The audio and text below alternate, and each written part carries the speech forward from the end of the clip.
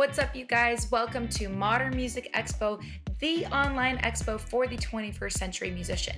So today we have a wonderful panel titled Women in Music Business. So I'm really personally excited about this panel because it's going to feature three incredible women on the business side of music. They're going to be giving advice about what it takes to get started on the business side of things in music, as well as giving advice to creatives such as writers and producers as well. Obviously, this panel is focused on feminine energy in the music industry, but men are more than welcome here. This is not a men-hating panel in any way. This is just to highlight some of the issues that we as women are facing in the industry and discussing some of the ways that we can shift that and make it better for everybody. So today we have Whitney Taber, who is the Los Angeles chapter leader for Girls Make Beats, which is an incredible organization that helps young girls get started in DJing, engineering, and production.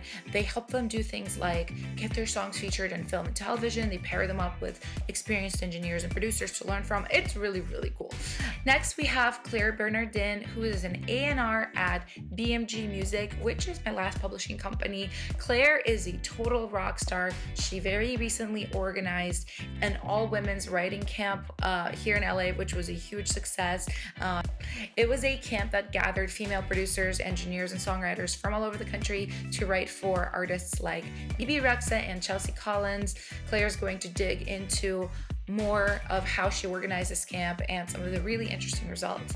And finally, we have Alyssa Douglas, who works for Universal Music and Marketing and is also involved with She's the Music, which is an incredible women's organization that organizes workshops and mentorship programs, all catered to helping to uplift the next generation of women in the industry. So I'm super excited about this. This is going to be an amazing conversation. So without further ado, let's just jump straight in. All right, you guys, welcome back to Modern Music Expo. I'm here with an incredible group of women that all work in the music industry. And this panel, as you guys know, is Women in Music Business. I'm super excited to talk about this and to interview these wonderful women. Obviously, this is like a topic very close to all of our hearts. This is something we're all really passionate about, just putting more female energy into the industry, really. So I just want to kind of have you guys all introduce yourselves. Tell us a little bit about yourselves, like where you currently work, how you're doing easing out of the pandemic, and just how things are. And I guess we'll just kind of go counterclockwise. So Claire. Sure. Hi, thanks so much for having us. I'm Claire and I work in the creative department at BMG. I started in music 5+ years ago, started out as a musician and eventually transitioned over into the music business side and began working in publishing as an intern and sort of took it from there. Honestly, coming out of the pandemic, it's been such an energy burst seeing everybody come back and in full force. It feels like everyone's kind of doing double time, and I hope everyone's got time for their mental health, but it's been exciting to be back in sessions and be putting people in sessions as well as seeing everybody in person again. Awesome. Whitney. Hello, everybody. Thank you so much for having me. My name is Whitney Taber. I am the Los Angeles chapter leader for a nonprofit organization called Girls Make Beats. I also have been in the music industry in creative and executive roles for about 11 years. So I got my start actually in the creative space. I was the executive assistant to Rihanna's creative director. That's what actually was my first ever job in the music industry. I didn't know what the job meant, didn't know what I was supposed to be doing, but I just knew that I wanted to follow my happiness, and it led me to music and creative. So I got to help make all of these awesome moments for one of the most iconic women in music, which was really cool. Again, following my happiness, which is also a pattern of mine. I ended up working out of a studio called the Record Plant Recording Studio goodness. And I was like, wow, the energy here is really, really cool. I kind of want to work here now. I have no idea in what capacity, but I want to work here. So I'm going to apply. And I started out as an intern, head of client services, just making sessions better, adding candles and snacks and foods and answering phones and just assisting in any way that I could to help the vibe. I'm like the vibe creator. If you will. Candles are so important. Candles are everything in the studio. Very, very important in the studio. And yeah, I stayed there. I loved it so much. I stayed there for a really long time. Was mentored by one of the pioneers in studio, Rose Mancherney. And yeah, I ended up becoming the assistant studio manager, the studio manager, and then vice president. So I did that for about 10 years. And the pandemic hit, so I kind of stopped doing that. And now I'm solely focusing on mentoring young girls, but then also doing creative work in my own space. So kind of going back to content creating and then helping other artists create and do better in business and things like that. So that's what I'm doing. A woman of many, many talents and skills. I love that. So Alyssa, how about you? Hi, everyone. I'm Alyssa. I work at Universal Music Group. I am the brand and social media content coordinator for the people, inclusion, and culture team here. I've been in this role for about 2.5 years now, and I absolutely love working for Universal. It's a great company to work for in the industry. This was actually my first job out of college, so I'm pretty new to the music industry, but it's something that all throughout college I pursued and chased down to be involved in. And then outside of Universal, I also work with She Is the Music. I've been working with She Is the Music for about 1.5 years now, helping to run their social accounts with events and so on. And I absolutely love that as well. That is really awesome. I feel like you're going to have a lot of good advice for like people just kind of starting out, like how to get into the music industry. Because I put out some questions on Instagram for people to be able to ask, this panel and other panels. And I think like the number one question is just like, how do I even get started in this? Which is always so like ambiguous because it works so differently for everybody. But yeah, I'm super just excited to get all of your guys' perspectives. So we talked a little bit about how you guys got started in the music industry. Like I know some of you guys were on the creative side, like you, Claire, and some were more on the business side. So I guess I want to just hear a little bit more about what you're doing now, what you're passionate about now, and specifically the organizations that you guys work with, because they're all focused on helping women, and this is the topic today. So with Claire, so I know that you just organized a really incredible camp that was an all women's production and songwriting camp. So I want you to just kind of take the floor and talk about that, because I know this was really recent and it was such a big success. Well, thank you so much. Yeah, that whole experience was almost indescribable. I've never like experienced that kind of energy within the music industry before, where it's just purely feminine energy coming in to the creative space and taking over. And it actually started out as a suggestion from a colleague, and I sort of just took it and ran with it and started planning in April.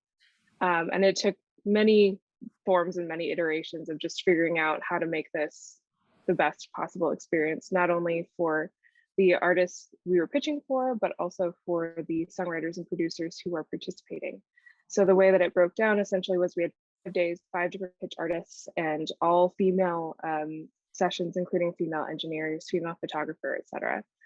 And yeah, it was amazing. And I think from the beginning, it was just a feeling of camaraderie that, again, I've never seen in session before, and it led itself to a level of creative exploration that I don't think would otherwise have been possible in a situation like this or in an environment like this, because people weren't afraid. These ladies were not afraid to ask questions. They weren't afraid to be vulnerable and say, hey, I don't necessarily know how to do this, but could you know how to do this? Could you help me figure this one out? And there was a lot of input and back and forth. And I think the discourse and discussion between all of these women was just amazing, because the songs that came out of it on the back end are phenomenal, and I'm so excited, and I hope that everybody gets to hear them. I do too, because I feel like there just needs to be more of that out in the world, like things created by all women. It is funny for me because literally everything I create is created by all women. Like, this is like my normal day to day. But I imagine it's not really like that for most creative women. And I do remember a few years ago when we were just getting started, being in sessions, nothing against guys, but just like that are a little bit more uncomfortable. And it's like you said, like you're kind of like afraid to look stupid. So you don't say things you're thinking, you're just a little bit more clammed up. So I'm so glad that that wasn't the case. Could you tell us a little bit more about the artists involved and like Sure. the kind of songs everybody was writing? I'm just curious on the creative side. Yeah, absolutely. So one of the days was dedicated to Lindsay L. We had another dedicated to Chelsea Collins, one dedicated to BB Rexa, Lele Pons, and Tatiana Hazel. So a very wide variety of genres, which was what we attempted to do at the beginning, which was awesome that we were able to kind of pull that one together.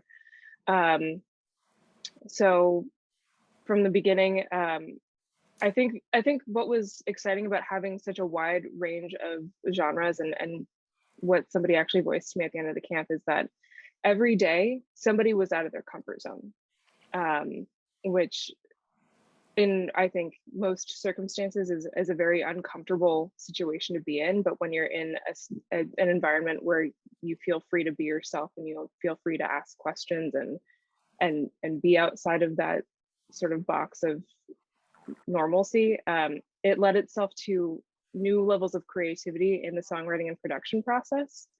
So from that respect, pulling from country to pop to sort of Latinx alternative and into Latin pop, there was at least one person in each session who this wasn't their main genre and this wasn't something that they were necessarily doing on a daily basis. And so we got a lot of feedback at the end about that, like, oh my God, I've never felt so comfortable not being in my comfort zone. And that was amazing to see because at the end, people were so excited and women who had never in the Latin space were super stoked about the songs that they had created. And women who had never worked in the country space were equally as stoked about what they'd created earlier in the week. So seeing that and seeing how happy everybody was with the final songs that came out of this was just absolutely uplifting. I think that's incredible too, because I find that a lot of the times with publishers, managers, like, nothing against anybody, but I think the product and the business always kind of comes first in their mind. And there isn't as much of an effort put into the comfort of the writers and the producers, or just their happiness and their joy. It's more like, no, you go into your song factory, make your songs. Yeah, chisel away at Absolutely. it. Yeah, so I think it's so great, like even seeing you as a woman, prioritizing that so much. But I think the wisdom is that, that makes the songs better when people are really happy and they're really comfortable.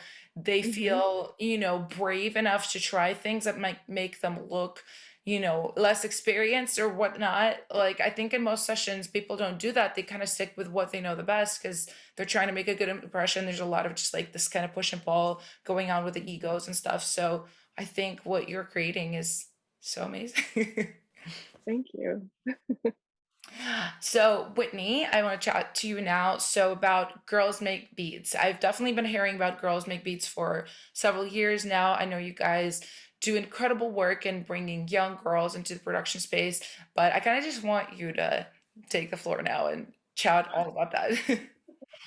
Well, yes. So I love, like I said, nonprofit Girls Make Beats is what I'm focused on solely now. I worked in the studio world for 10 years. So what Claire just did is amazing because I've been a part of a lot of really big, huge writing camps at my studio. And it was never that. So congrats, Claire, Thank and you. keep doing that. Because again, Yes. happy people make happy music, and a lot of people need music to be happy. So continue doing that and pushing forward. But yes, Girls Make Beats. So Girls Make Beats is a nonprofit organization where we teach girls how to engineer, produce, and DJ, which are only less than 2% represented by women, especially women of color. So it's less than that in little girls who look like me. So I actually came into the organization about, I think, 2017 when Again, I was a vice president of Record Plant Recording Studio. And Tiffany Miranda, she's the founder of Girls Make Beats. So Girls Make Beats has actually have been around about nine or 10 years. Wow. They were founded in Miami by Tiffany, who was a woman, a young woman, started in music at 13, 14. You know, being in Miami, it was very much her singing and doing all these things, wanting to just be a young girl to create. And every time she looked around, it was a bunch of old dudes or guys telling her she needs to dress like this, sing like this, don't talk like that. Like, and she was just kind of like, man, like, where are the girls at? Like literally, like, where are any of the girls that make music like me? And so when she didn't see it, she just said, well, I'm going to do something about it, and started Girls Make Beats on her own with her sister and a few women out of Miami. And then I said, wow, my passion, my purpose kind of collided, because I just love helping people.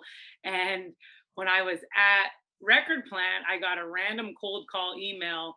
And again, Record Plant being one of the top studios in the world, we're one of the top 25 in the world. We're very private. So there's Biebers and Beyoncé's and Pharrell's walking around, and Prince and those sorts of people. So again, we don't really just let anybody in the building. It's not really one of those places. So when I got, you know, this email, hey, you know, is it cool if we give a tour? I was kind of like, usually it's always a no. It's always usually absolutely not. But when I saw this bright pink and purple, and I was just like, ooh, what is this? This is cute. I'm the only girl in the building. I never get to do any cute girly things. Like, I've always been the only girl in the building. So I was like, looked at it, read over it, and was like, oh, wow, this is really, really cool. And I met with Tiffany and her sister. And then I gave 10 little girls a tour, and I loved it. I'm going to try to keep this story short, but I love this story because I think it helps a lot of people really realize how one person can change a lot of people's lives. And I didn't get that, right? I'm just like, dude, I'm running a studio. I'm just trying to pay my bills. I'm just trying to be a good person. I found something I like, you know, I'm just going to go with the flow. I'm not going to shake the boat too much.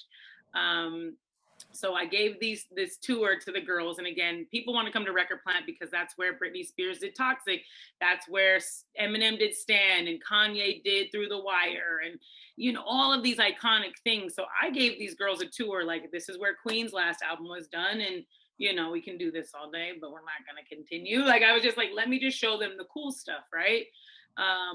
And I didn't show them my office. And I was like, nah, we don't need to show them my office. And Tiffany really was like, nah, sis, we got to show them your office. And I was just like, no, it's not that cool. I don't have a story. I don't have any. And I think all women need to hear this. And since this is the panel that we're talking about, strong, independent women, this was when me thinking I'm the strong, independent woman I am, this is when I got my like, oh, okay, we can flex a little bit more. So Tiffany said, no, sis, we got to take them to upstairs. So I took them to my office and was like, okay, like, it's a boring office. I have no cool stories. I have no Young Thug, like, I don't have any cool stories for you. I don't know how to like impress these little girls. And I walked them upstairs, and when I saw their little faces, like, this is your office? Like, whoa, can I sit in your chair? Can I take a picture? And I'm like, still kind of like, what? Like, oh, okay. They don't get to see women like us doing these things. So we have to talk about it. It feels like sometimes we're like bragging a little bit, but really, like, they can't dream to be something if they don't hear or see it. And that was the aha moment for me with Tiffany and Girls Make Beats. Like, oh my gosh, this is amazing. And why don't more people know about this? And we need to make this bigger. And went downstairs, did what I want to do, which was eat cupcakes and crank the mains and just dance in one of the live rooms. So we did that, finished the tour, and I figured that was kind of going to be the end of me, you know, and this organization, because they're in Miami, I'm in LA. I was so moved after they sent me the recap video where one of the girls, literally all the stories I told them, she said the best part was going into my office. And I was just like, wait, what? I'm just like literally trying to pay my bills. Like, this is cool. So I saw 15 minutes of me just being myself and showing, hey, this is what I do, could turn into like changing the trajectory of so many people's lives. And little girls need that, because I don't feel like a lot of people feel good, especially little girls with so many people and things telling them how to think, breathe, walk, talk, what to wear. You know what I mean? So I was just like, oh, so I convinced Tiffany, hey girl, I know you met me once or twice, but you should move to Los Angeles because we could make this way bigger. And I think it needs to be bigger than what it is. And a year later, Tiffany says, I hope you were serious because I just finished my lease in Miami and I'm moving here with nothing, with nobody. I don't know anybody in LA. I've never even lived away from Miami. And I said, cool, let's do this. And that was about, 4 years ago, 5 years ago. And since then, our girls have literally DJ'd for the Los Angeles Clippers. They've done a remix for Janet Jackson. They have been in movies, commercials.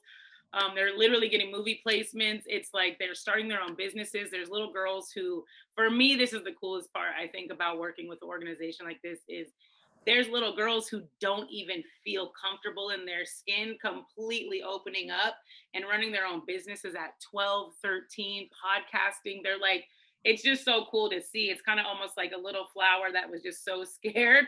And now they're just this huge, bright light. And everything that they do is going to affect their little sister and their cousins and their this and their that. So for me, it's just like I said, creating as many opportunities and for little girls to see all of us that are on this call, there are girls like you out there.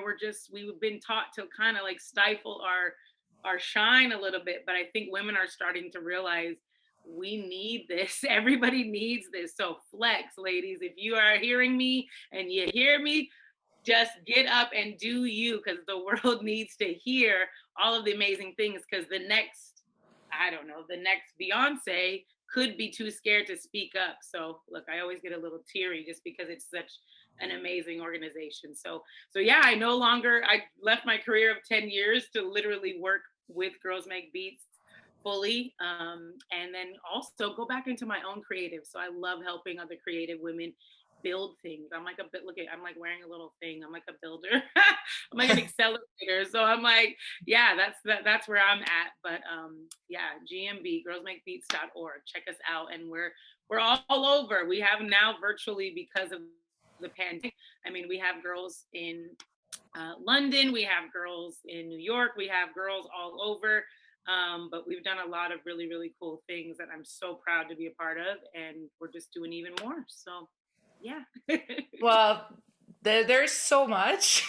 I don't even know what to react to at this point because that was such an incredible story about those girls in your office, but also just hearing about 13-year-olds podcasting and like producing music for TV film. Like, I'm like, what did I do at 13? I was in Russia. That's it. Right.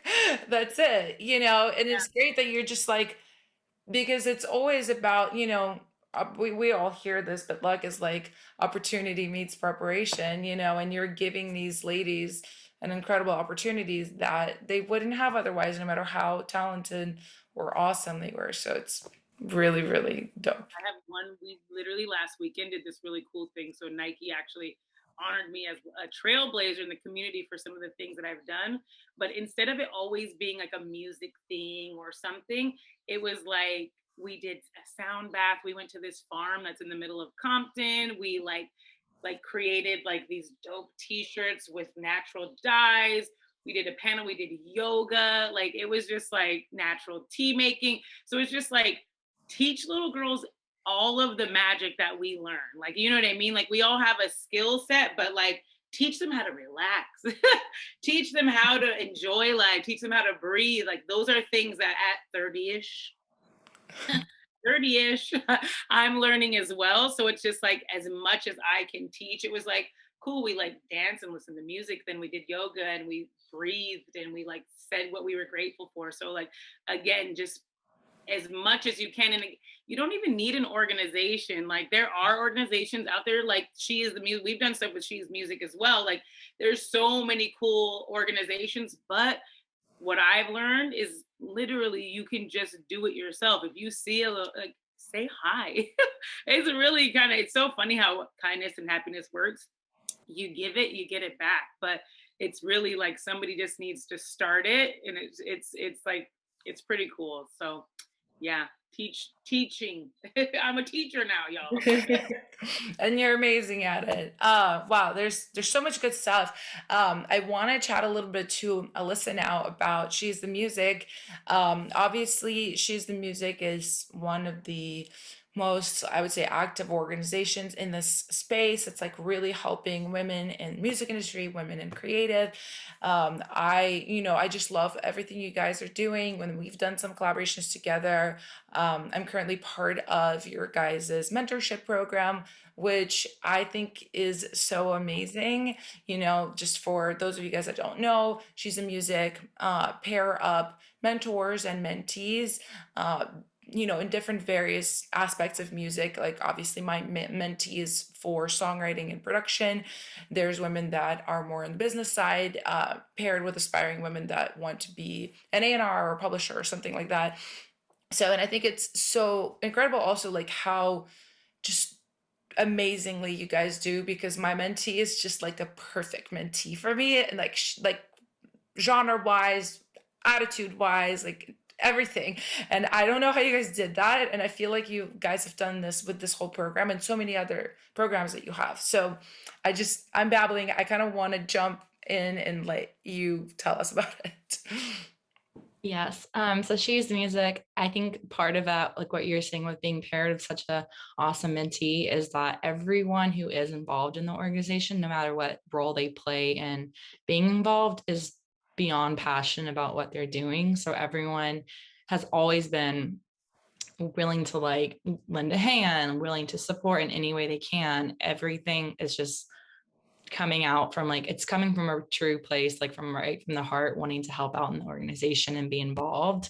It's something I've seen even from someone who's in the organization. I've reached out to other members, and I've gotten advice for them. I've talked to them about their roles just to learn more about the business. I've had such great times. I think my experience being in the music industry, the best part I've had is being involved in She Is the Music, because of how kind and how passionate and how genuine people are when it comes to helping other women and supporting other women along the way.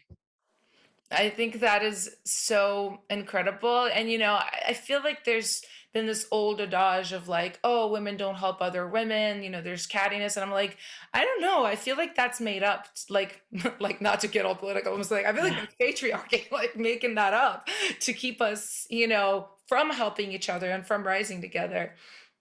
So, and I definitely noticed that with She's the Music. So I know you guys do a lot of really cool things. Can you tell us a little bit more about different programs, different events that you guys run? Absolutely. So I would recommend everyone checking out the She Is the Music website and joining our database. That's the best way to stay in touch with us, and then following us on socials. So we do all kinds of events, from mentorship programs, like you mentioned, to webinars, to Instagram series where we do Q&As and different educational type events on Instagram.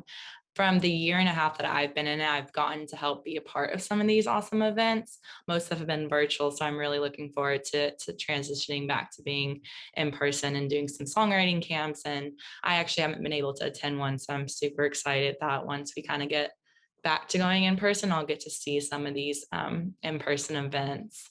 When I first joined She Is the Music, I was actually in LA, and a colleague had invited me out to an event that was happening during Grammys week, and I went in to help support her, and that's kind of my first introduction to She Is the Music, and it was so cool. I remember being in the room, and like it was all these executives from all the companies across the business, all these people that, like, from a business standpoint, I really look up to and I admire, and I'm like, that's the CEO of that company, like that's so cool. To me, they're like celebrities, because like I want to be similar to them one day, and I want to rise to like the work that they're doing. So being involved in these events and being able to attend them and meet the people that are leading the organization, meet the people who are truly passionate about supporting women and helping women, has just been an awesome experience. And I'd highly recommend anyone who's interested in the music business to get involved in a program like this. I recommend it as well. Yeah, I think you guys just do incredible work, and going back to like women supporting women, I do think it's so incredibly necessary, because I just think there's a lot of challenges just generally in the music industry for anybody, but for women especially. So, and that's kind of what I want to chat to you guys about next. I'm curious, starting with Claire, what do you think are some of the biggest challenges women face, both on the business side and the creative side? That's a really good question. I think what I've noticed a lot of is sort of what we've touched on previously, especially what you were talking about with regards to starting with young ladies and moving them into a space where they feel comfortable in the music industry is I find that a lot of women face self-doubt when it comes to things that are music oriented, whether it's performance, whether it's getting into the music industry on the business side. And I think that's one of the toughest things to overcome, because it's not necessarily coming from an external factor, but it's an internal factor. And going back to, again, what you said, Whitney, about empowering young ladies from a very early age, and making sure that they know internally, you can do this. There's nothing stopping you from doing this. You might have to create that space for yourself to some degree. But creating that headspace, creating that space for yourself physically, putting yourself out there for things like internships, for spots in bands, for like auditioning for things, and being open to allowing yourself to on occasion fail, but learn from those experiences and move past them, because I think those are some of the main deterrents that we see, especially in the producer realm.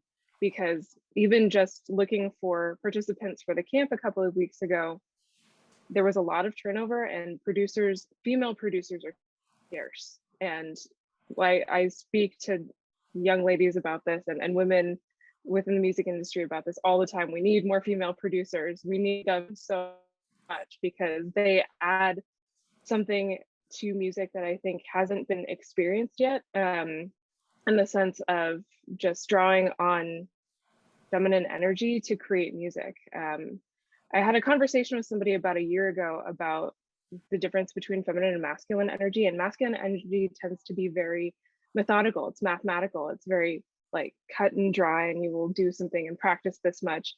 But feminine energy, when it comes to the arts and when it comes to any practice, tends to be a little more, I guess I'll say, liquid, in the sense that it's more compassionate, and it allows the person who's experiencing that to really tap into a purely creative space without the pressure of having to, create an output that fits a specific mold. And I think that that's something that we haven't seen in a session space, in a creative space, in a production space, until recently.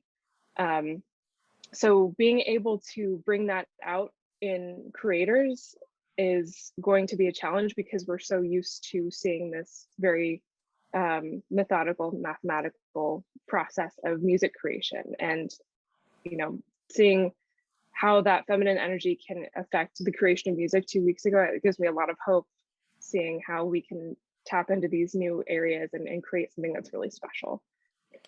Well, I think there's so many wise things that you said there. Obviously, like, I really hear you, because I am a producer that happens to be a female. And there is definitely, like, I do use a lot of methods and things like that, but I really like to turn them off. I like to Totally. consciously just be like, I don't want to do that today. I'm just gonna sit here and see what comes, and I think that's really hard to do for women that are starting out, because that takes like so much bravery, because you don't really know what's going to happen. I think like there's safety in the method of, oh, well, if I do XYZ, then here's my hook, here's my this, here's my that, my snare sounds like this, but it creates a lot of kind of the same like cookie cutter type of music. So it is really interesting how you brought that up. I'm curious, why do you think, everybody asks me this question and I never have a good answer. Why do you think there are more women in the production space? Because I actually have an answer to this question, because Yeah. I answered this for myself a few years ago. The music industry takes place in many locations where women are told not to go. Don't go to a room with no windows where it's only men in the room. Don't go somewhere late at night by yourself. Don't walk into a room full of men by yourself in general. And that's the music industry in a nutshell, is you're walking into a room full of men all the time by yourself. And so I think by bringing more women into the music industry in general, we are opening that space up, because it's not just going to be men in the room. And I think women will feel a lot safer from a physical and emotional standpoint, but also from a creative standpoint, and just being allowed to be themselves in the creative space. I think that's an incredible answer. Yeah, and I think it also maybe ties in with some of what Whitney was talking about too, like how I love how you guys help girls really early on see, hey, like you can do this, right? It's like a mental thing where Totally. is the difference is really just, oh no, I can't do that versus, oh well, I see this girl's doing it, so it's possible, you know? Mhm. How I answer that same question, because we get it often as well, is it's kind of like this, right? When you would go into a Toys R Us, when you walk down the boys aisle, right? What do you see? You see like erector sets, like engineering type Mhm. situations. You see scientists and coats and doctors and all of those things, right? What do you see when you go down the aisle that's strictly for little baby girls? Dolls, dresses, heels, the vacuum, the little play vacuum with the cooking stuff. Mhm. There aren't toys that actually kind of mentally gear little girls to say, hey, this is a job that you could do for your career. This is a safe job that you can do. Even for myself as an adult now, adult-ish. I always I joke with my dad. I'm like, I'm not that old. Relax. But one thing, when I was leaving college, I really wanted to be in creative, but my parents, being parents, were the way that the world looks at women in such a docile, like, oh my gosh, you're not going to be able to. Yes, you can. Like, there's women, I know a lot more stronger women. And again, even look at childbirth. Hello. Like, we are a lot stronger than I think a lot of people give us credit for. And I think now we're finally actually being able to see the examples of very, very strong. Look at the best gymnast in the world, cute little girl Mhm. from Texas. Look at the fastest woman and runners and all of these things, just in sports, in everything. If you would really let us women just run and do it without thinking and hesitating, I feel like a lot more girls would be in a lot more fields that were only focused on for men, or like only focused, for young boys to be a part of. So that's how I kind of explain it. Like, they just weren't marketed. Like, our whole world is about marketing, y'all. Like, there's jobs. Right. Everybody's got a job in some sort of marketing. And because little girls are not marketed, we're supposed to become wives and moms. Like, that's what, I was told when I was young, until I got brave enough to say, I don't want to be a nurse. My parents wanted me to become a nurse. I was like, hey, by the way, I'm going to move to a city I've never been to and take a job I've never heard of and move in with a complete stranger. My parents, they're like, wait, what? And that's exactly how I got into the music industry, right? So again, giving little girls the knowledge to understand that even if they fail, even if they're scared, even if they walk into that room with all the boys, the second that somebody says or does something that you don't like, guess what you can do? You can tell them what you need to tell them cutely. Don't gotta get crazy. But then you can turn around and walk out. You know what I mean? Like, I tell the girls that we mentor 24/7 that there is never an opportunity, a dollar amount, or a person that can guarantee your success in any industry. Oh. So don't ever do anything crazy outside of your morals and your integrity for an opportunity, because there's always going to be more opportunities, but you can never get your integrity in the way you feel back. So I think it makes so much sense. And I think, like both of you guys, I want to hear from Alyssa too, but both of you guys mentioned how a lot of this comes from um, upbringing, really, just Mhm. conditioning very early on. And I honestly think that's why I actually never had any fears about becoming a producer. And I never even had a thought like, oh, I can't do this. I was like, oh, how hard could it be? That was my first thought, and it was very hard. I was wrong. But I think it probably goes back to kind of me being from another country, which Russia has its own set of issues, but at least in my upbringing, I was never really told I can't do anything. And I was never even like kind of taught like, oh, you'll be a wife or a mother, like, or like I wasn't really taught like to do household duties or any of that. Like my childhood was just like writing music and writing books and drawing and going to school.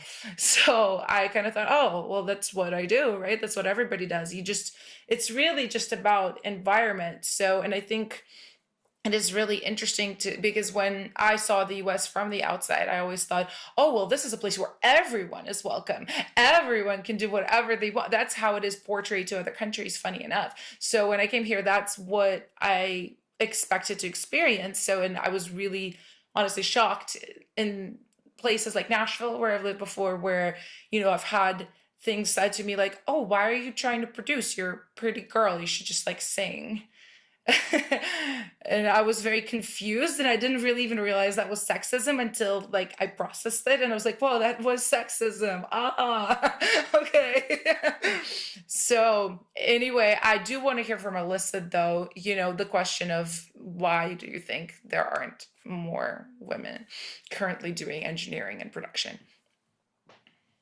I would agree with all of your answers. Claire, I really liked what you said about if we had more women in the room, there probably would be more women in the studio as well.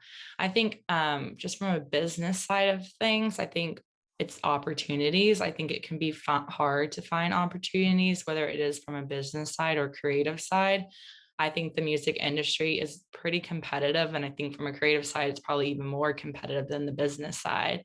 But I remember when I was just trying to get into the music industry, even trying to get an internship in college, I felt like it was impossible. And I was applying and applying. I had interviews, but I felt like I never fully got into it because I never had music business experience on my resume.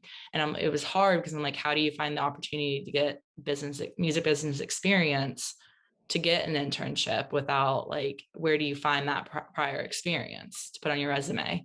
So that was something I always struggled with. And I feel like opportunities, it can be hard to find, which is why I think having these organizations that provide these opportunities and that are teaching people that you can do it and helping people who are earlier on get involved is awesome. Because I know if I was more aware in college when I was trying to get internships and trying to get into the business, if I was aware of these organizations and the opportunities, it would have been probably a lot more helpful for me at the time. So I think that that's the biggest, in my opinion, from my personal experience, what makes it harder and what makes less women in the room. I think you're absolutely right. And this is definitely a thing that so many people ask me, and I'm sure you guys about as well, people that are just starting out. It really is kind of a crapshoot to try to start out. Obviously, I only know the creative side. I've never been an A&R or publisher or anything like that, but I can imagine, like from what you said, Alyssa, like that space is also extremely competitive. So I think, yeah, going back to, these organizations that you guys are part of, that does a lot for people that are starting out. Even, with my participation with She's the Music, like I just love being able to like share with my mentee things that nobody told me and that I had to find out the hard way.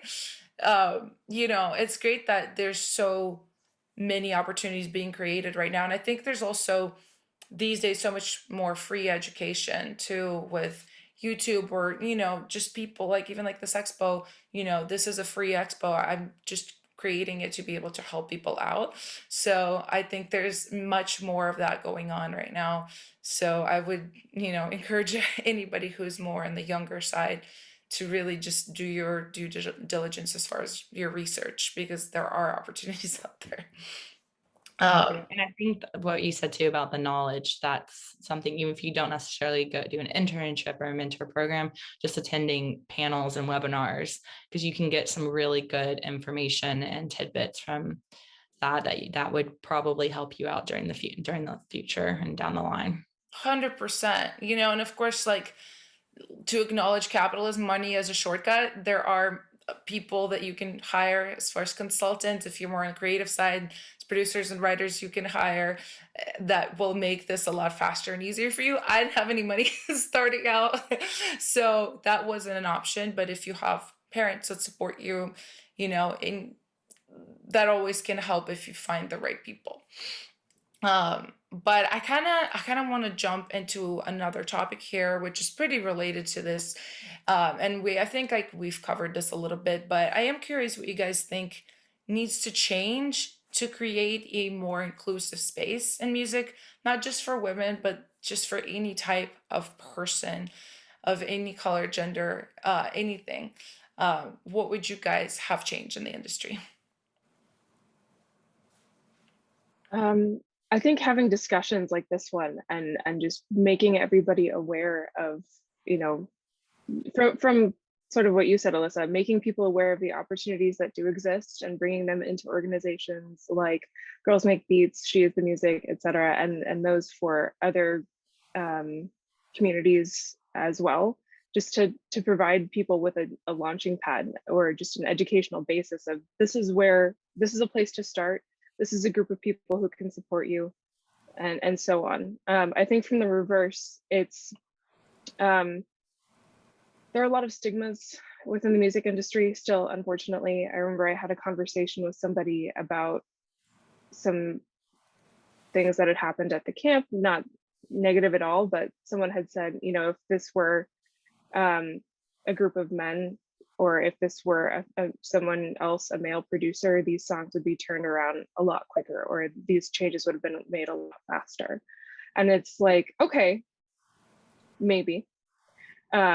It's possible, but I think it's also just the fact that we are conditioned to expect a certain energy or a certain set of skills within in a production or a creative space, and because we haven't really allowed you know, a diverse group of people to fill these spots, essentially, we haven't been able to give them the opportunity to maybe meet those standards that some people have, or to experience things that would lead them to this skill set, etc.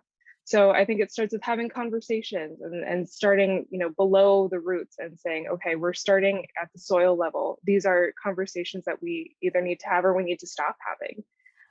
These are ways we can open up conversations and open up spaces for people, women, men, non-binary, whoever, because I think there is a lot of underrepresentation of many, many diverse communities within the music industry, and just being able to discuss it and being able to recognize it without it necessarily leading to an instance of cancellation or something negative, but enforcing it positively and reinforcing it in that way, I think is going to lead to a much more inclusive environment within the music industry.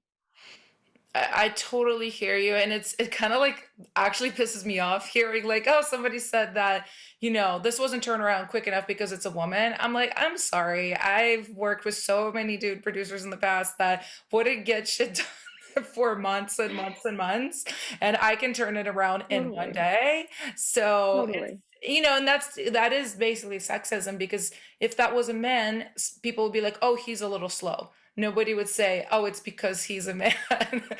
You know. And then, I mean, that's a whole other conversation, speed versus efficiency. I am super fast, but I also know people who are a little bit slower, producers who are incredible, and to me, the song that comes out of it in the end is all that matters. So just the whole thing, I'm like, no. Everything about this is wrong. But we will get Yeah. to all of that. um Whitney, I'm curious about what changes you'd love to see happen. Um, I really would like to see, like I said, like Claire was saying, people speaking more about really and being open and honest how they're really feeling. I feel like we're almost being in this space, the nonprofit space, for so long.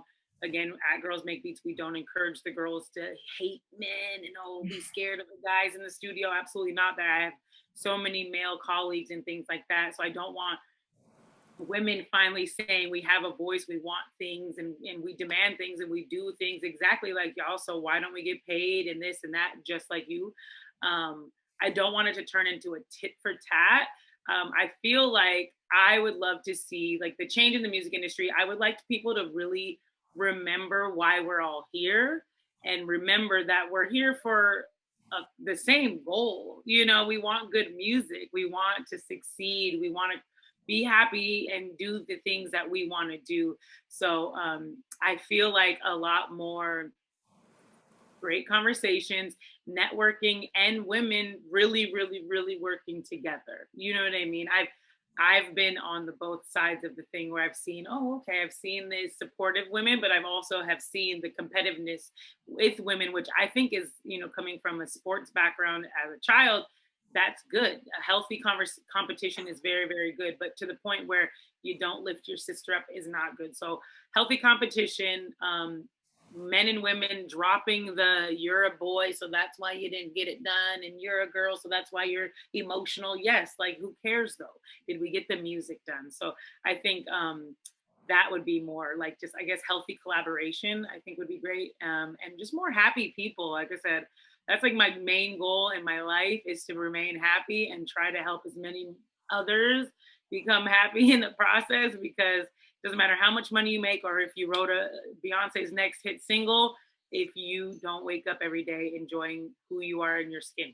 So that's what I would like to see. I think that's like a whole conversation in its own. And I do think like this, I will dip into this for a second. I do think this putting this very traditional type of success over happiness, this mindset definitely does come from patriarchy, I think. And I think a lot of men are prey to it as well. And that I was going to mention too that I think, like, my opinion on this is that I want to see more men be more feminist. I want in the industry. I want to see men also support women, because, you know, a lot of these conversations can feel like they exclude them, and almost like you said, like, oh, like, do they hate us? It's like, no, actually, like, we would love if you also saw our struggle and wanted to help. Yeah, it would be faster if you guys helped and join the club. So we've had a lot of engineers and producers come and do, you know, remixes with the girls and things like that, just so they know, like, you know. And education, us, again, no one can try to make you feel any type of way that you don't feel, if you feel that you know the lingo, that you know how, you know your, you know, studio etiquettes and things like that. Like the more you know yourself, the more you can walk into any. I could walk into NASA right now. I'm wearing the jumpsuit already. Like, girl, I could walk in there You got now. it. You know what I mean? Like, and kind of know what I'm doing a little bit. If I knew the lingo, if I knew, you know, it's like I said. I think Alyssa was saying earlier, like education is really, it's like so cliche. Like education is the, I don't know what the thing is, but like it really is like the key to confidence, which I think is what really propels people forward with being happy and with whatever it is that you want to do. Like, you know. Yeah, and I think it's so beautiful you put happiness first, because I do think great creative things flow from that, and I think that's a whole conversation in its own, because I think there that needs to be prioritized, you know, not just for women or in need to, but for everybody, you know, because I think, like, I think I mentioned already, there's definitely a bit of the song mill thing going on, you know, where creativity is expected to be on a schedule, creativity is expected to be at the same level of productivity all the time, like a factory. So that's a whole other thought for everyone to kind of, yeah, definitely. But Alyssa, I'm really curious to hear from you what you think needs to change to be more inclusive for all types of people in the industry. I agree with what everyone said. First of all, I think what needs to change is, I think it can be culture in some places. I think some people, I feel like this past year with everything that's gone on with the pandemic and other events, that cultures at a lot of companies are shifting, and they're working to be more inclusive in all areas, not just the music industry. But I think continuing to have the culture shift and the norms, we got to break out of some of the norms. And then I think that just comes from continued open conversation and continued talking about it. And like, especially, you know, when these bigger organizations get involved, like they bring so much awareness to it. When big celebrities get involved, like you said, when men help out, like, and they speak about the cause, that's awesome. And I think just continuing that conversation and continuing from, if you have a voice and you have a big platform where you have lots of people who listen to your voice, being that voice and sharing it. And that right there will help to change the culture and change the conversation, which I think will continue the progression in the business. I think you're absolutely right. And like, I agree with everything you guys all said. You know, it really is about everybody coming together to try to make things better. It's not about excluding anybody, man or anyone. It's just about everyone noticing an issue and working together to make it better. So I think great points all around. And I think we're coming to the end of the panel now. So I have one last question for you guys. If you were a young woman starting out in the industry now, what advice would you give yourself? I would say don't be afraid to ask questions. Don't be afraid to ask questions about anything. Don't be afraid to cold email somebody with a question. Don't be afraid to walk into a studio or email a studio and, you know, ask about their internships or ask about being able to shadow. Going back to the point about education, especially I've been working with some high schoolers in the sense of just guest lecturing and kind of giving them the rundown of what A&R is. And I try to answer the questions that I had when I was their age, trying to figure out how to make it in the music industry and just open that door. So I would say, just don't be afraid to open that door for yourself. I know it can be very daunting and it's hard to find the doorknob sometimes, but I think it starts with, you know, attending events like this, as was mentioned earlier, or checking out, you know, nonprofit organizations, or even looking at educational programs at local colleges, their extension programs, their high school summer programs, etc. And starting with, you know, reading up on, okay, these are the courses that are offered. Why are they offered? What do they provide to the student, and what can be learned from this? And going from there. I think the hardest part of getting into the music industry is figuring out how the music industry works and how all of the puzzle pieces fit together, and how the different areas interact, and why they're important to each other, and why those relationships are symbiotic. So starting with answering those questions for yourself, and sort of erasing the confusion of, well, it's this ambiguous history of, you know, pop stars and bottle service and glitter and concerts. But when it comes down to the music industry being a business, how does commerce work? Where does the investment come in? How do managers interact with each other, and larger music firms and studios, etc.?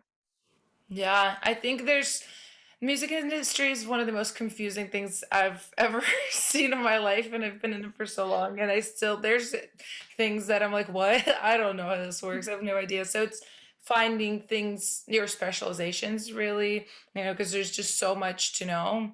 But yeah, I do think there's so much more education out there, you know, with the internet. You just get on it and you look for things. You can find a lot.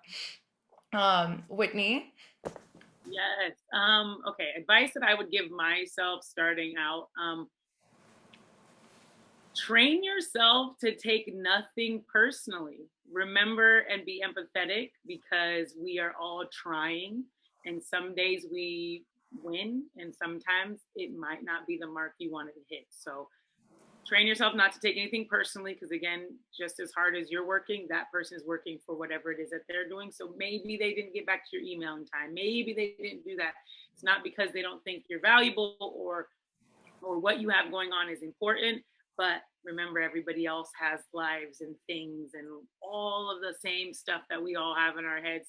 And also, it's okay to change directions. It's okay to change completely what it is that you had the vision in your head. You know, I'm going to do this for the rest of my life. Well, guess what? You might have a pandemic hit you and then you change courses after 10 years. Do you know what I mean? Like, it is okay to completely say, hey, I don't want to do this anymore. I had fun. Take those memories and keep it pushing, sis. But also just enjoy and be happy. Be happy every single day. Like I said, be happy. Oh gosh. And I have one more. Look, This is the one I tell the girls all the time.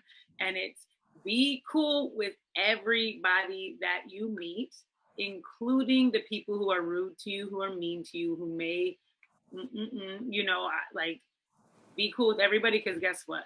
This industry is very, very small and you will see them again. And usually when you guys see each other, you're both going to be at the top of your game. So you're going to need each other. So at the end of the day, the wheel doesn't work with all the moving parts. Like I said, I have an amazing reputation in this industry, and I can walk into and do a lot of really cool things because that one person who was really rude to me that one time, I just smiled and waved and was like, okay, gotta go.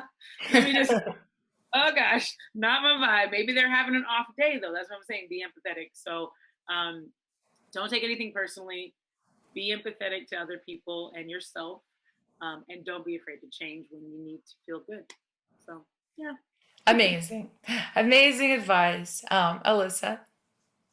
I would say to get involved as much as you can, whether it's a position you're already in or if it's one you're trying to go for, whether that's if you're trying to get into something, learn as much as possible so that you can better prepare yourself for whatever you're trying to get into. And then if you're in the organization or you're in a role, to really maximize the benefits you get out of that role. So networking and getting involved with different projects, learning about the industry, learning about the different areas, finding what you like doing, what you don't like doing, so that you can really find what you want to do in the career.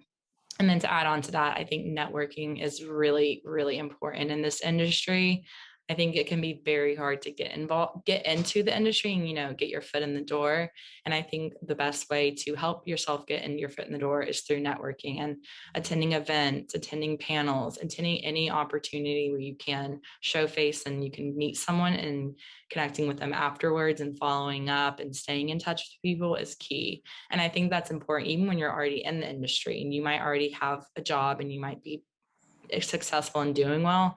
Networking never really ends, and keeping, a big group of connections and staying in touch. And as Whitney said, staying good with everyone is so, so important in this industry, but probably in every industry as well. But I think with the music industry being pretty small, it's very, very important. I totally agree with all the points. That one, I would just add that make sure that you do it in a genuine way. Don't use people for like what they do or what they know. It's very obvious a lot of the times, and people don't like that. And nobody likes to be used. I think the best, like the way I would describe it is just make friends, like find people you like, hang out with them. I'm in a production team with my best friend. Like if we both quit music today, we'd still be best friends. And that's what makes our music good, is because we trust each other completely and we have so much fun working. And even like yesterday, we were both exhausted. We had such a long day and we had to work on the song, late. And we just were like, hey, I'm tired. You're tired. This sucks. Like, let's just push through, where with somebody that you're not as close to, it might be awkward, weird. But, our closeness allows us to just be super real about how we feel, where we're at any given moment. So yeah, networking is important, but just make sure like you remember everybody's a human. Like people are not, like names on a list for you to check off. Everybody's a person. So I agree. And I think what you said too about being genuine, people, I think when you're really eager and you're really hungry to learn and you are that passionate, people can also sense that, and they know it's not just to get something out of them. They like to learn from them. It sometimes is the best thing when you're reaching out to people or trying to build to learn more as well. When add value, that's the one thing I think when I had people reaching out to me, or I still do, if you immediately ask me, can you connect me with this manager because I'm trying to blah, blah, blah, I'm going to be like, so you want me to stop my whole, like, think about how crazy this is. You want me to just stop everything that I got going on and you help you complete stranger? Like, not even a hello, hi, how are you doing? How are things? Could you possibly, is there a fee? You don't know any of that. So I always tell the girls, research, I think Alyssa said it, research the person. If you're trying to like actually really connect with somebody, research and like have a little bit of their interests in mind, you have something genuine. Mine is always like shoes or jewelry or like girly stuff. Like I'm like, makeup and stuff.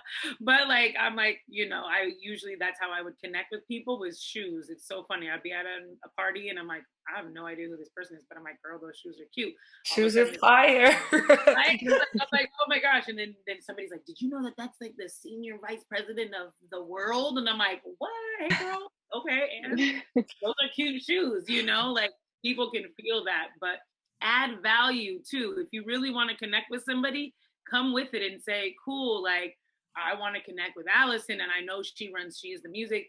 Hey girl, I loved everything that you said.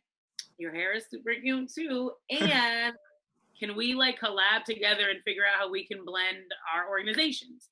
It would help us both in this way. Like, you know what I mean? You have to like kind of entice and add value. Like I said, nobody wants to sit here and you don't like working for free. So why do you think this person would? 100%. Yeah. And I think there's always a value you can add. Like some of the best ways people haven't gotten in touch with me is they offered to intern for me in the studio. And trust me, like I don't want to make stems. I never want to make stems. So if anybody offers to do that, in exchange for learning, I'm like, actually, I hate making stems. So maybe. And that's the one thing I think that has helped me in my career so far is, like I said, I didn't have a plan to run a studio. I didn't have a plan to be a part of a nonprofit. I didn't have any plans to do any of the things that I have done and stumbled upon into life. But I think the reason, like when I became the vice president, right, business development, I'm like the queen of the castle. You would see me still, the artist would see me taking out the trash. Like, I don't have to do that. I do not have to do that, girl. But I still did it. And I think that's one of the rules, or one of the like amazing things about leadership, is if you really do want to get to the top, you have to check your ego. Even when you feel like you are winning, you're queen of the castle or whatever it is, you got to check that, because nobody wants to be around a little snooty thing. So, hey, if we got to get the job done and it requires me to take out the trash and there's no runners to do it, guess what? Where's it at? We got a lot of sanitizer and we can wash our hands, y'all. We can wash our hands. So, never stop learning and never get to the point where you feel like something is beneath you, because that's like kind of weird, like trash energy. That is trash energy, 100%. Well, wow, you guys, this has been so much amazing wisdom all around, such great energy. I'm just so happy that you guys were all able to make this panel and be here and share your knowledge and expertise. Thank you all so much for your contribution. I will include all the links for you guys with this video so people can find out more about you and your organizations. And yeah, thank you guys so much for being part of the Modern Music Expo.